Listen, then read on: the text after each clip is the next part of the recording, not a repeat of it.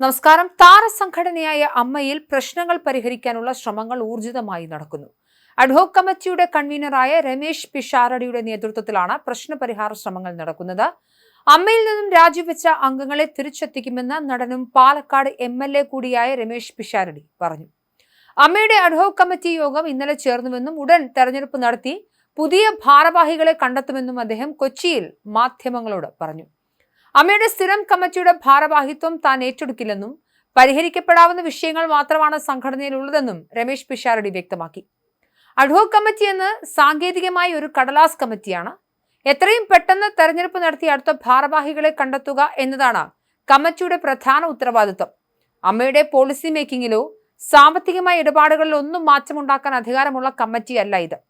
പക്ഷേ സംഘടന എന്ന നിലയിൽ വ്യക്തിപരമായ പ്രശ്നങ്ങളിൽ പരമാവധി ഇടപെട്ടുകൊണ്ട് തന്നെ എങ്ങനെ പരിഹരിക്കാം എന്ന ചർച്ചകളും അതിനുള്ള ശ്രമങ്ങളും നടത്തുന്നുണ്ട്.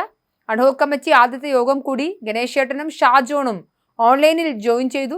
കുറച്ച് തീരുമാനങ്ങൾ എടുത്തിട്ടുണ്ട്. അത് ഇപ്പോൾ മാധ്യമങ്ങളോട് പറയാനാകില്ല. തെരഞ്ഞെടുപ്പ് എത്രയും പെട്ടെന്ന് നടത്തുക എന്നതാണ് ലക്ഷ്യമെന്നും അദ്ദേഹം അറിയിച്ചു. അമ്മ സംഘടനയുടെ ഇപ്പോഴത്തെ അവസ്ഥ കാണുമ്പോൾ ഒരു അംഗം എന്ന നിലയിൽ മാനസികമായ വേദന എല്ലാവർക്കും ഉള്ള പോലെ എനിക്കുമുണ്ട്. വ്യക്തികൾ തമ്മിലുള്ള പ്രശ്നങ്ങളും കമ്മ്യൂണിക്കേഷൻ ഗ്യാപ്പുകളും ഒക്കെ പരിഹരിക്കപ്പെടണം.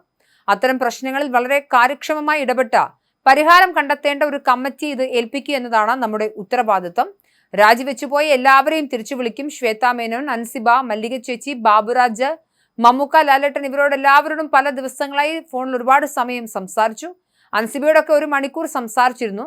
അവരെ എല്ലാം കേൾക്കുന്നുണ്ട്. പ്രശ്നങ്ങൾ എന്തുകൊണ്ടുണ്ടായി, നിലവിൽ എങ്ങനെ പരിഹരിക്കാം എന്നതൊക്കെയാണ് ചർച്ച ചെയ്യുന്നത്. എല്ലാ കാര്യത്തിലും 2 വശങ്ങളും കേൾക്കണം. ചിലർ പൊതുമാധ്യമങ്ങളിൽ വൈകാരികമായി പ്രതികരിച്ചു. ഗൗരവമേറിയ വിഷയങ്ങളുണ്ട്, അതല്ലാത്തതുമുണ്ട്. പുതിയ കമ്മിറ്റി വരും, ഇതൊക്കെ പരിഹരിക്കപ്പെടും. ഒരു സ്ഥിരം ഭാരവാഹിത്വത്തിലേക്ക് താൻ വരില്ല. എനിക്കിവിടെ പാലക്കാടുമായി ബന്ധപ്പെട്ട ഉത്തരവാദിത്തങ്ങളുണ്ട്. അന്ന് വാർത്തയിലൂടെയാണ് അഡ്ഹോക് കമ്മിറ്റിയുടെ ഉത്തരവാദിത്വം തനിക്ക് വന്നത് കേട്ടത്.